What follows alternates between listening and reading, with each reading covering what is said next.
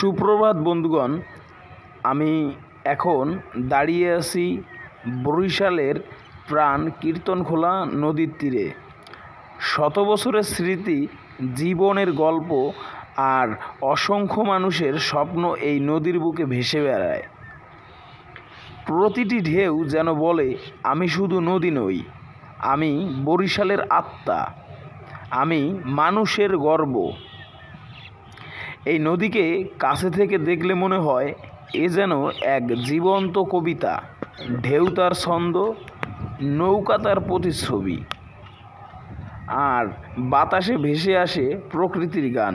কীর্তনখোলা শুধু নদী নয়, এটি হৃদয়ের অনুভূতি, ভালোবাসার প্রতিচ্ছবি। তুমি কি শুনতে পাচ্ছ এই ঢেউয়ের ডাক? এ শুধু জলের শব্দ নয়, এ ইতিহাসের গান, এ জীবনের ছন্দ। কীর্তনখোলা নদী শতাব্দীর পর শতাব্দী ধরে বয়ে চলেছে, সাক্ষী হয়েছে মানুষের হাসি, কান্না, সংগ্রাম আর ভালোবাসার। এই নদী বরিশালের বুকের ধ্বনি, যা কখনো থামে না, কখনো ক্লান্ত হয় না। এই নদী শুধু জল নয়,